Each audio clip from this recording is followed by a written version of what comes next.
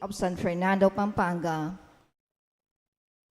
Martin Luis Santiago Dekit and Patricia Mamangon Ortega on January 10, 2026 at St. Jude Thaddeus Parish, St. Jude Village, San Agustin, City of San Fernando, Pampanga. Wesley Magallanes Lugay and Emery De Castro Ramirez on January 31, 2026 at St. Jude Thaddeus Parish, St. Jude Village, San Agustin, City of San Fernando, Pampanga.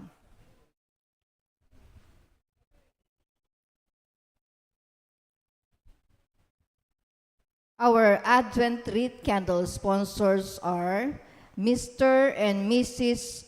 Anthony Harold and Katrina Camille Gozon and family.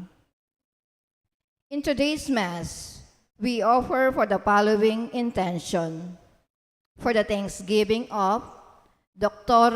Annalisa Sanghil, Sardas and Luz Medina and family, Tess Laus and family, Mangalos family, Lydia Garcia and family, Norman Edward, Iwa Aulin, Bettina Razon, Lydia Garcia and family, Fred and Jenny Salalila and family, George and Thelma Lintag and family, and Rosa Canlas and family, Rebecca Erese and family, Lori Jimenez and family, Ten and Jenny Limson, Mr. and Mrs. Anthony Harold and Katrina Camille Gosun and family, Annie and Jean Bukad and family, Julius Esteban, Norma Payumu,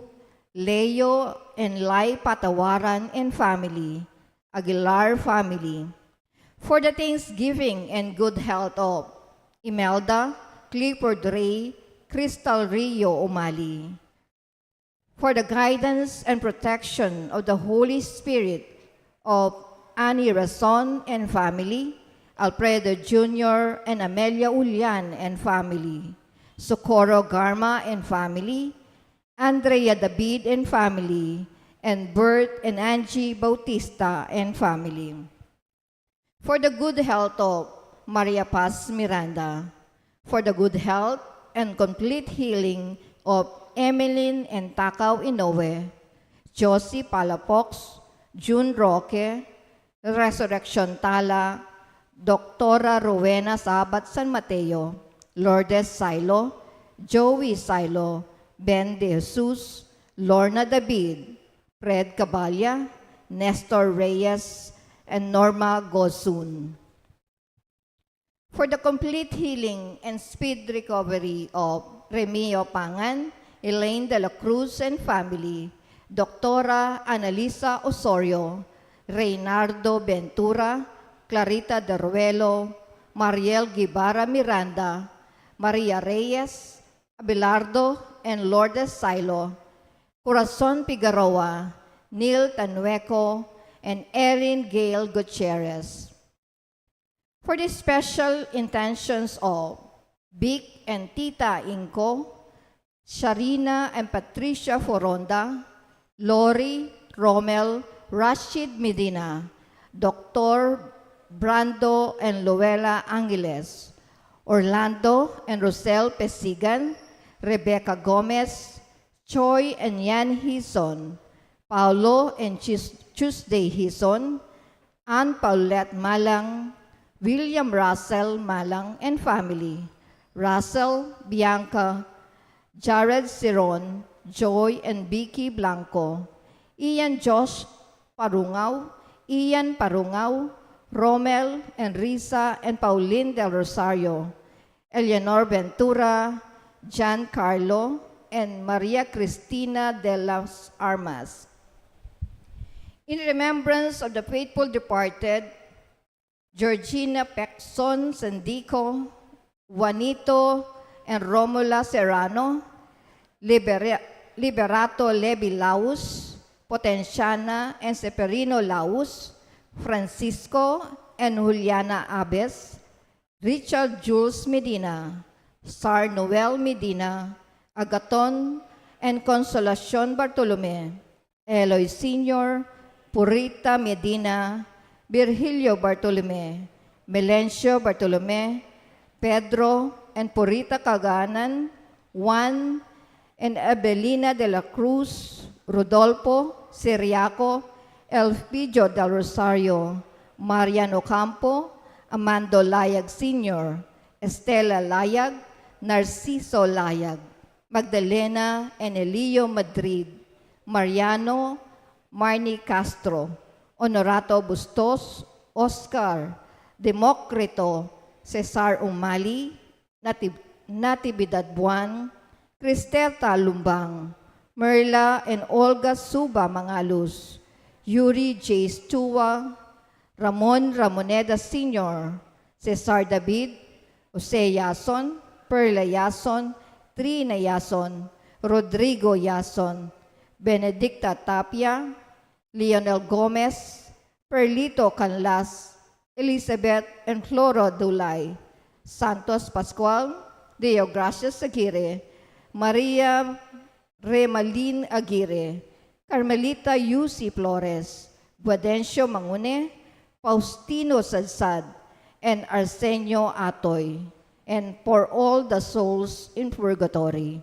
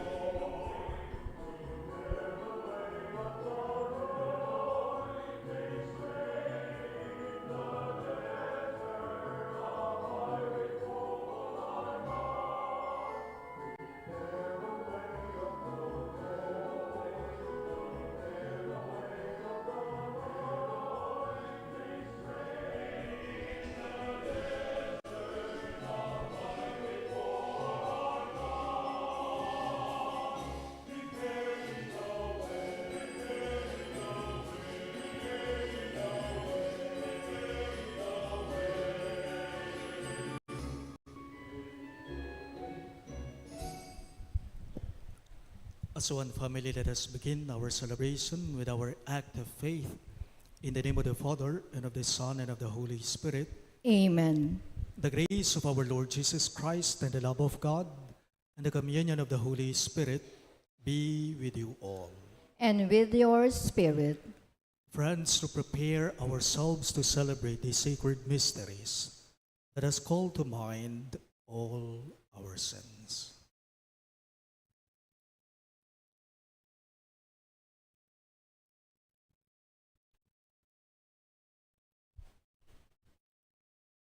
Together we all say, I Confess to Almighty God and to you, my brothers and sisters, that I have greatly sinned in my thoughts and in my words, in what I have done and in what I failed to do, through my fault, through the most grievous fault. Therefore, I ask Blessed Mary, ever Virgin, all the angels and saints, and you, my brothers and sisters, to pray for me to the Lord our God.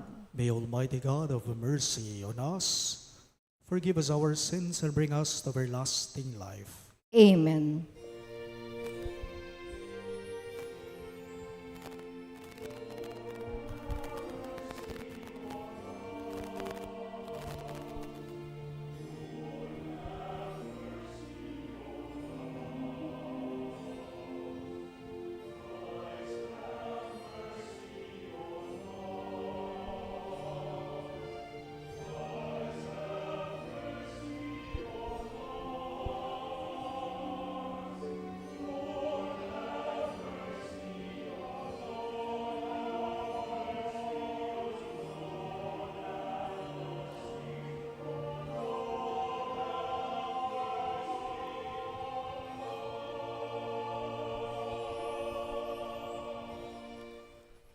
Let us pray.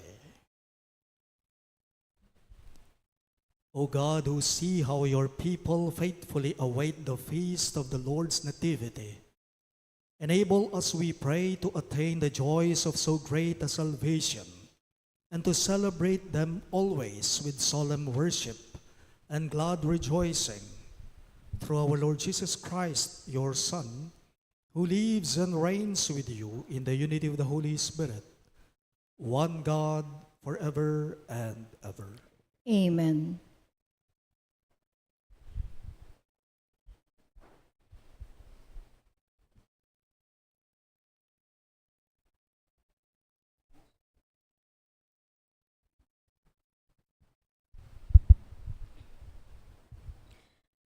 A reading from the book of the prophet Isaiah.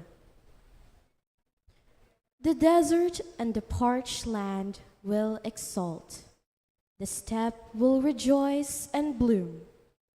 They will bloom with abundant flowers and rejoice with joyful song.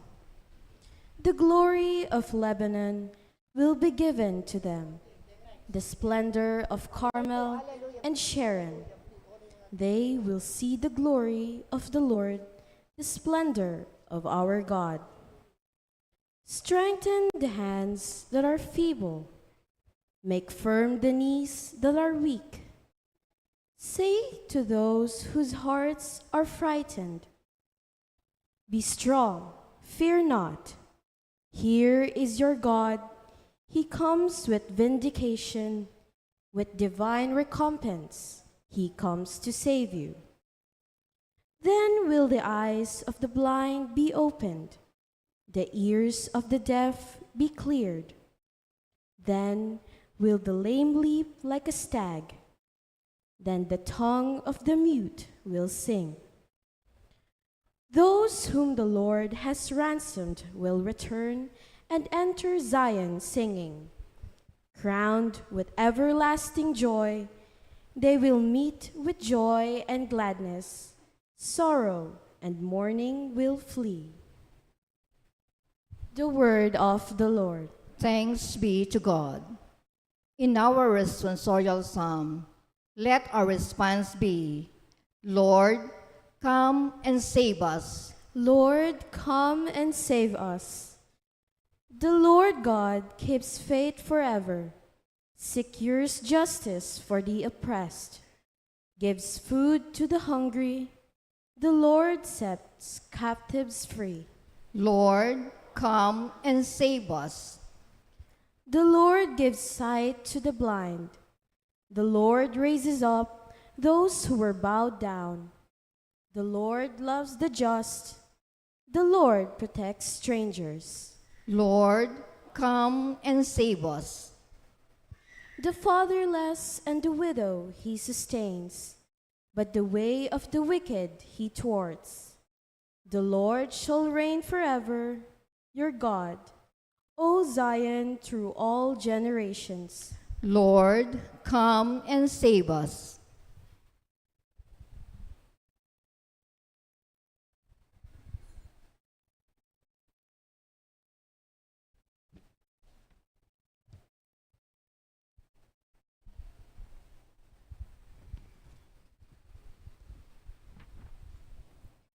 A reading from the letter of Saint James. Be patient, brothers and sisters, until the coming of the Lord. See how the farmer waits for the precious fruit of the earth, being patient with it until it receives the early and the late rains. You too must be patient. Make your hearts firm, because the coming of the Lord is at hand. Do not complain, brothers and sisters, about one another, that you may not be judged. Behold, the judge is standing before the gates. Take as an example of hardship and patience, brothers and sisters, the prophets who spoke in the name of the Lord. The word of the Lord. Thanks be to God. Please all stand.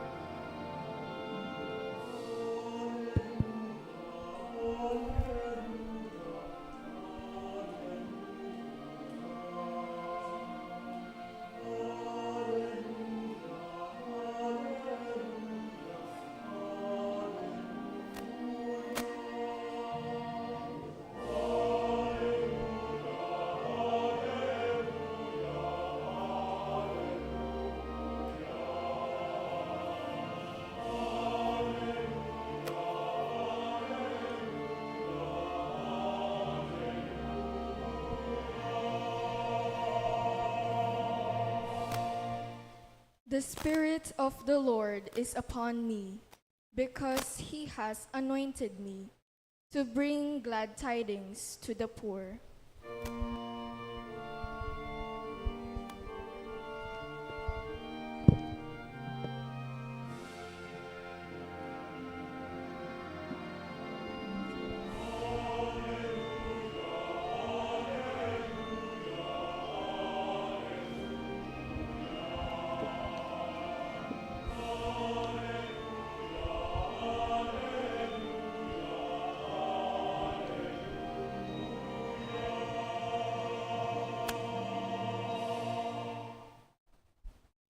The Lord be with you.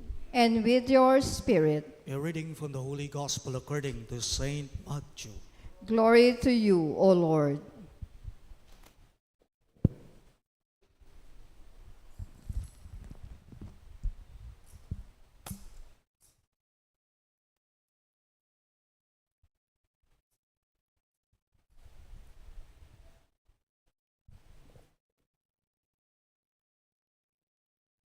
When John the Baptist heard in prison of the works of the Christ, he sent his disciples to Jesus with this question: Are you the one who is to come, or should we look for another?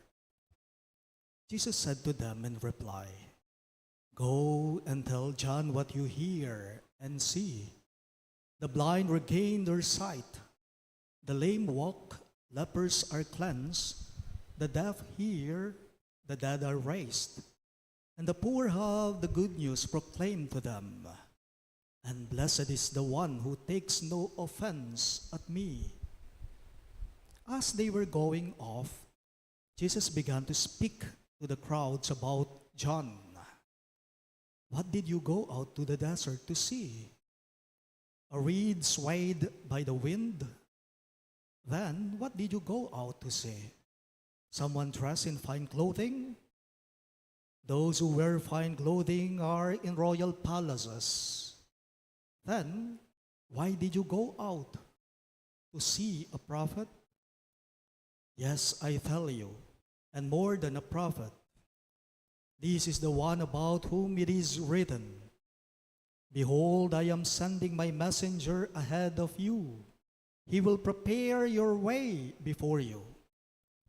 Amen, I say to you, among those born of women, there has been none greater than John the Baptist. Yet the least in the kingdom of heaven is greater than he."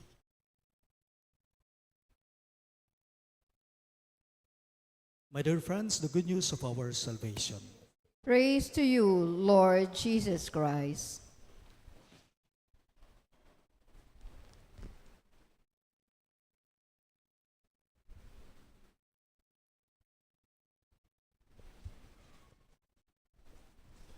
Good morning, dear everyone. Good morning po, Among.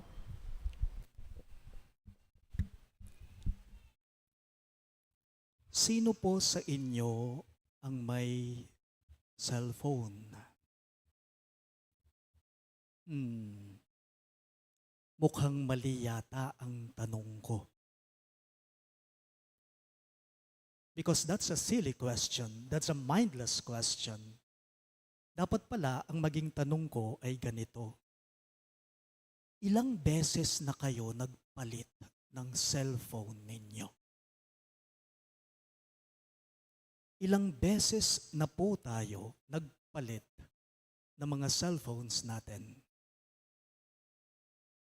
You know what, my dear friends, since the dawn, since the beginning of the internet revolution, much of the social life of us is via internet. Ngayong panahong ito, napansin po ninyo, ngayon, hindi ka in sa panahon kung wala kang cellphone.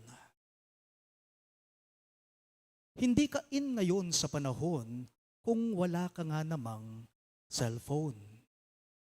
Halimbawa, hindi pa kami nagkausap. Sabi mo sa kausap mo.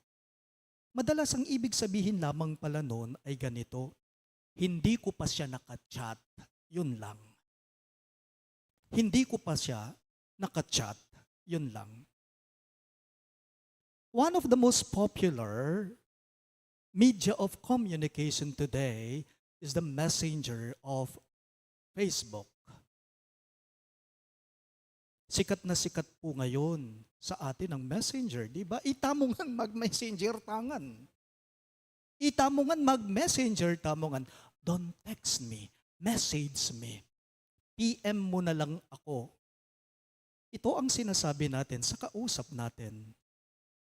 Tanong lang, paano kaya kung biglang nagka-problema ang messenger?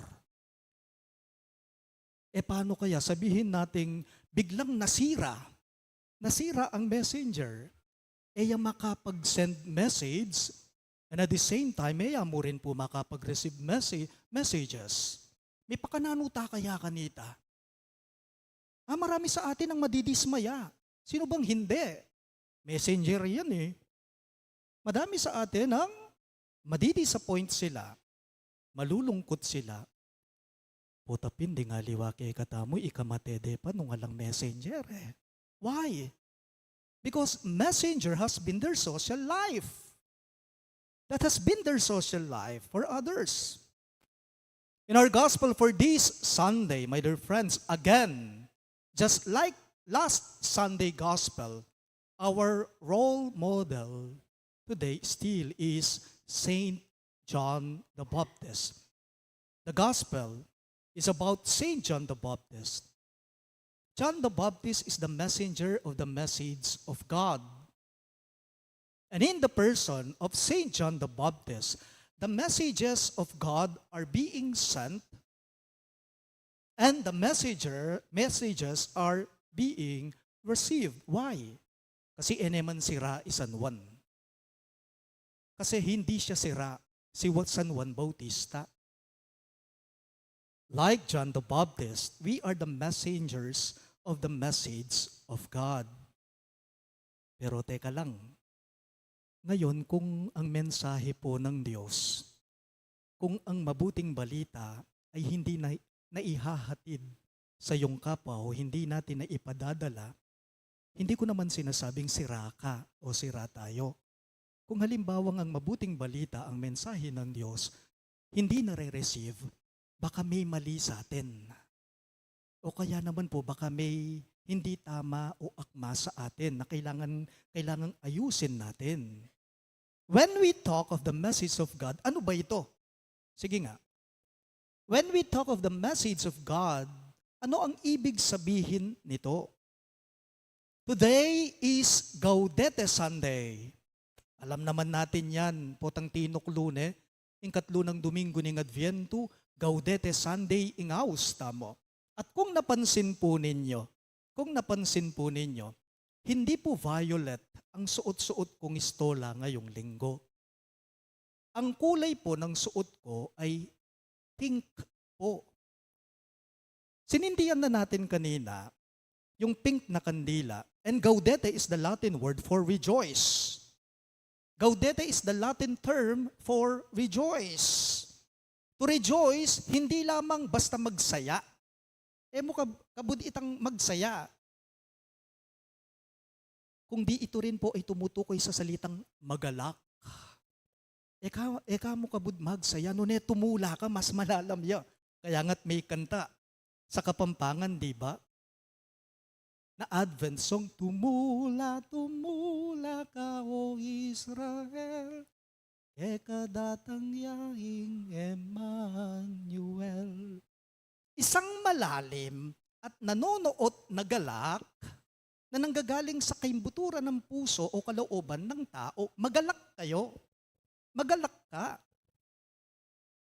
Question, what is to rejoice? And what is to rejoice? To rejoice is to have joy. Because the message of God today is joy. The message of God this Sunday is joy. Kapamuna, among, nge ko po yata sang ayon king sasabihin nyo, ngening Domingo. Sabi po ninyo, Father, magalak ako, magalak kami. Among, makanano ko pong tumula nung kematen ko pong kapamilya. Among, makanano ko pong tumula nung suki dako ding problema. Among, sabi mo, magalak ako. Magalak ako ngayong nag-away kami ng kapatid ko. Hindi po kami nag-uusap, Father. Among, tumula ako nga mo. Hindi nga ako, hindi eekupin po misuswertyan king biya. Kaya ba't tumula ko pa, Father? Magmalun ko po siguro. Ito po yung mga mano, among. Well, joy is to be able to find positivity in life. And this is what God wants us to see. This is what God wants us to be. Ban kanita po maging malino, tingamanwan ko kayo. What is positivity?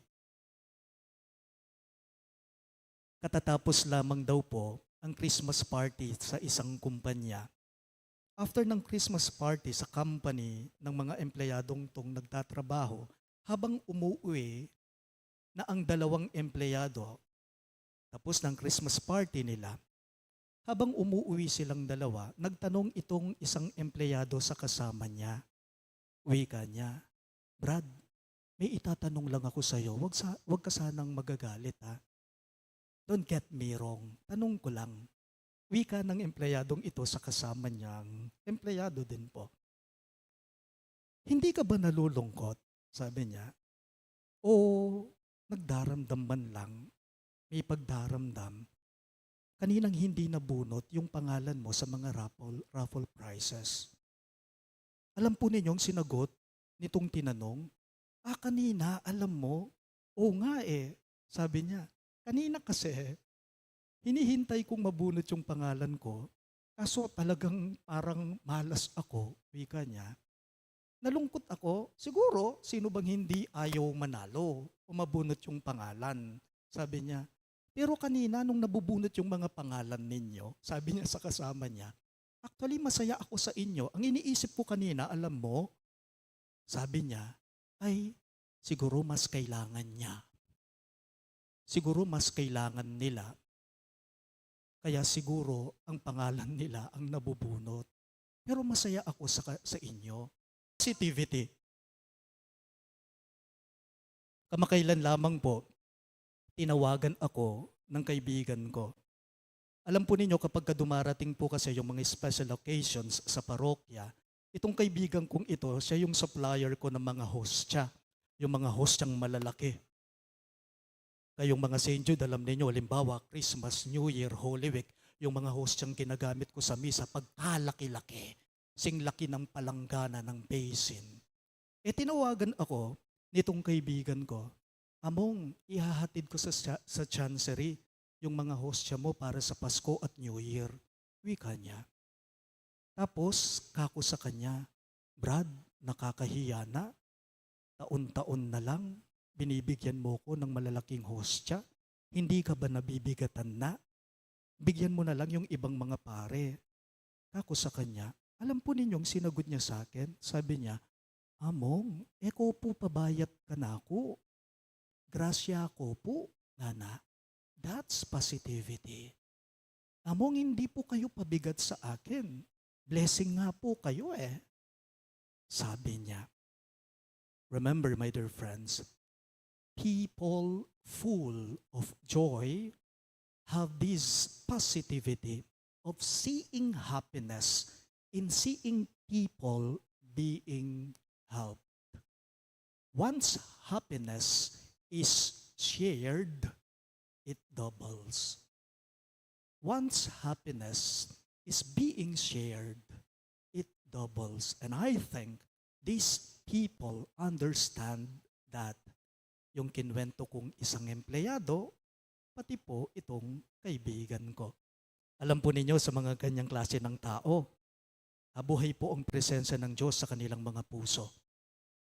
Sa mga ganyang klase ng tao nga naman, galak yung naibibigay nila, naihahatid nila sa mga taong pinagbibigyan nila, tinutulungan nila. After all, my dear friends, joy is the presence of God.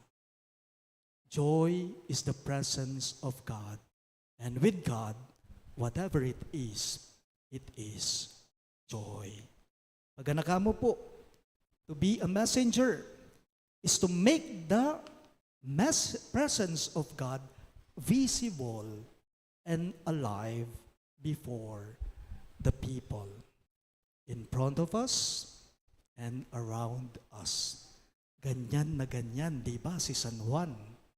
Ganyan ang ipinakita at ginawa ni Juan Bautista. May all of us be like Saint John the Baptist, a real, powerful, and loving messenger of the message of this beautiful God. Amen. Please all rise. We now profess our faith. I believe in one God, the Father Almighty, maker of heaven and earth, of all things visible and invisible. I believe in one Lord Jesus Christ, the only begotten Son of God, born of the Father before all ages, God from God, light from light, true God from true God, begotten, not made, consubstantial with the Father. Through him all things were made. For us men and for our salvation, he came down from heaven, and by the Holy Spirit was incarnate of the Virgin Mary and became man. For our sake, he was crucified under Pontius Pilate. He suffered death and was buried, and rose again on the third day, in accordance with the Scriptures. He ascended into heaven and is seated at the right hand of the Father. He will come again in glory to judge the living and the dead, and his kingdom will have no end. I believe in the Holy Spirit, the Lord, the giver of life, who proceeds from the Father and the Son, who with the Father and the Son is adored and glorified, who was spoken through the prophets. I believe in one holy, Catholic, and apostolic church. I confess one baptism for the forgiveness of sin, and I look forward to the resurrection of the dead and the life of the world to come. Amen. Let us now rejoice for the Lord is near. May the Lord strengthen our frightened hearts and hands as we await the coming of our Savior. In the spirit of joy, we all say, Father, grant us joy and gladness. All of us, please. Father, Grant us joy and gladness. May the church and our leaders hear the experience the tidings of great joy announced by the angel of the first Christmas. We pray Father, grant us joy and gladness. that our national and local leaders experience comfort and joy in their honest and faithful services to the people, especially to the poor and to the marginalized. We pray. Father, grant us joy and gladness. May those burdened with loneliness, isolation, and financial problem find help in the Lord and in generous people. We pray. Father, grant us joy and gladness. May those suffering physical affliction find healing, and those who are frightened be consoled and encouraged by Jesus, who is God with us. We pray. Father, grant us joy and gladness. May the Lord welcome our departed loved ones in heaven, where sorrow and mourning will be more, but only everlasting joy. We pray. Father, grant us joy and gladness. That we may take seriously our stewardship of creation in our care for environment, especially through garbage segregation, its prompt collection, and the appropriate location of garbage sites far from public and residential areas. We pray. Father, grant us joy and gladness. Let us pray for the urgent concern of our community and our personal intentions. We pray. Father, grant us joy and gladness. God our Father, grant us joy and gladness as we patiently wait for the glorious incarnation of your Son, our ultimate hope and joy, Jesus Christ, our Lord. Amen. Amen.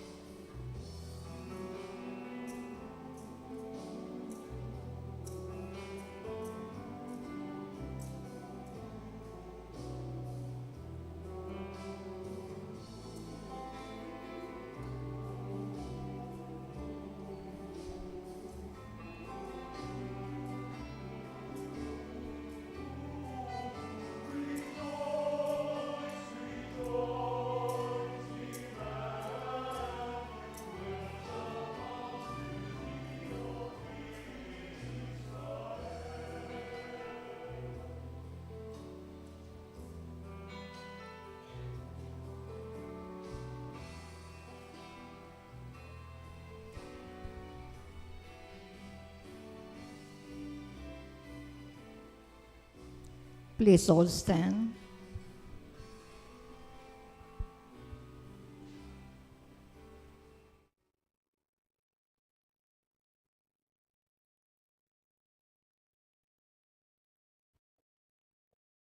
Pray, my dear friends, that my and your sacrifice may be acceptable to God, the Almighty Father.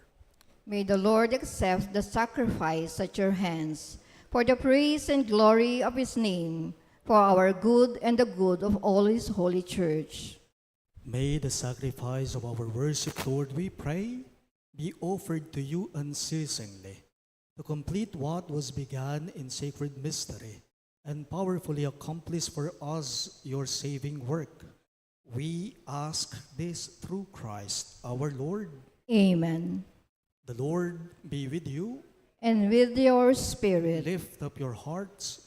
we lift them up to the Lord. Let us give thanks to the Lord our God. It is right and just. It is truly right and just, our duty and our salvation, always and everywhere to give you thanks, Lord, Holy Father, Almighty and eternal God, through Christ our Lord. For he assumed at his first coming the lowliness of human flesh, and so fulfilled the design you formed long ago, and opened for us the way to eternal salvation, that when he comes again in glory and majesty, and all is at last made manifest, we who watch for that day may inherit the great promise, in which now we dare to hope. And so, with angels and archangels, with thrones and dominions, and with all the hosts and powers of heaven, we sing the hymn of your glory, as without end we all acclaim.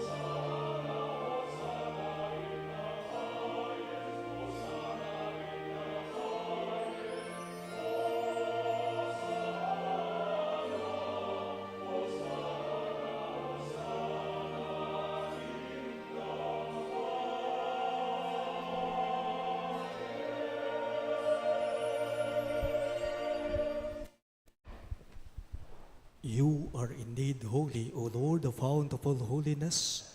Make holy, therefore, these gifts, we pray, by sending down your Spirit upon them like the dewfall, so that they may become for us the body and blood of our Lord Jesus Christ.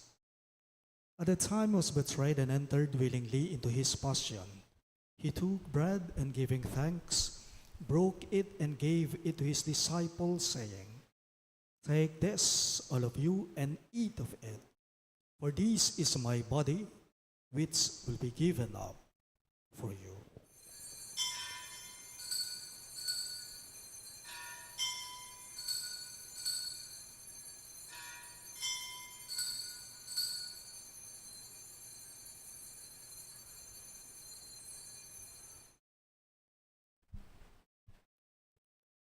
In a similar way, when supper was ended, he took the chalice, and once more giving thanks, he gave it to his disciples, saying, "Take this, all of you, and drink from it. For this is the chalice of my blood, the blood of the new and eternal covenant, which will be poured out for you and for many for the forgiveness of sins. Do this in memory of me."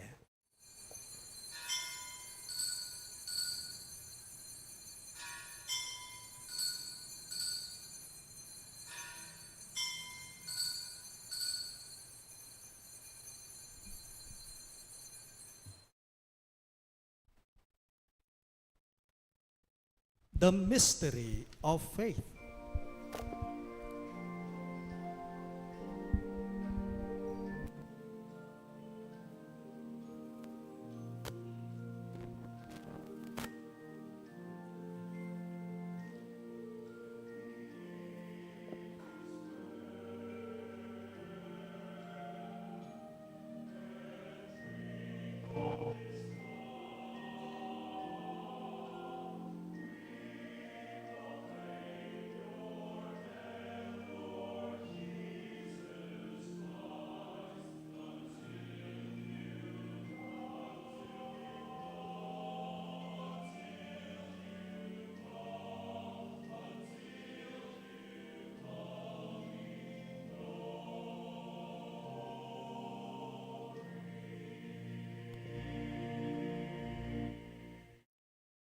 Therefore, as we celebrate the memorial of his death and resurrection, we offer you, Lord, the bread of life and the chalice of salvation, giving thanks that you have held us worthy to be in your presence and minister to you. Humbly we pray that partaking of the body and blood of Christ, we may be gathered into one by the Holy Spirit. Remember, Lord, your church spread throughout the world and bring her to the fullness of charity, together with Leo, our Pope, Florentino, our Bishop, Pasiano, our Bishop Emeritus, Ricardo Jesus, our Parish priest, and all the clergy. Remember also our brothers and sisters who have fallen asleep in the hope of the resurrection and all who have died in your mercy. Welcome them into the light of your face. Have mercy on us all, we pray, that with the Blessed Virgin Mary, Mother of God, with Saint Joseph, her most chaste spouse, with the blessed apostles and all the saints who have pleased you throughout the ages, we may merit to be co-heirs to eternal life and may praise and glorify you through your Son, Jesus Christ. Through him, with him, and in him, in the unity of the Holy Spirit, all glory and honor is yours, Almighty Father, forever and ever.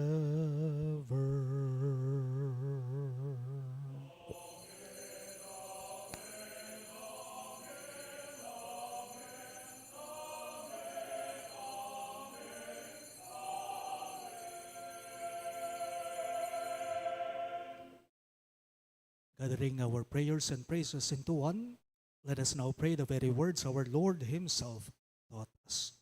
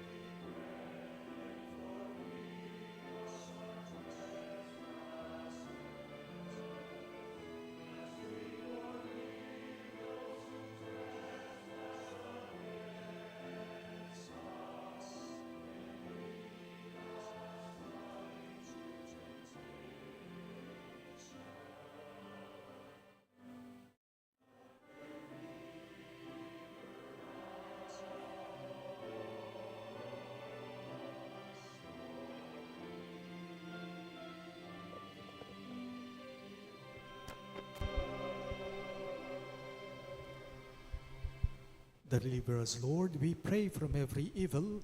Graciously grant peace in our days, that by the hope of your mercy, we may be always free from sin and safe from all distress, as we await the blessed hope and the coming of our Savior, Jesus Christ.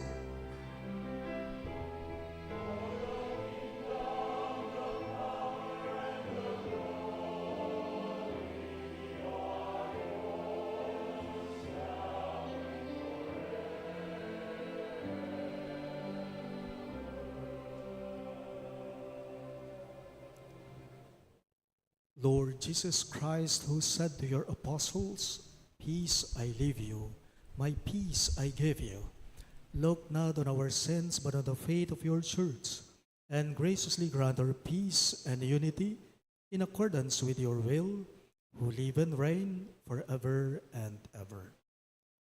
The peace of the Lord be with you always. And with your spirit. Let us offer each other the sign of peace. Peace be with you. Peace be with you.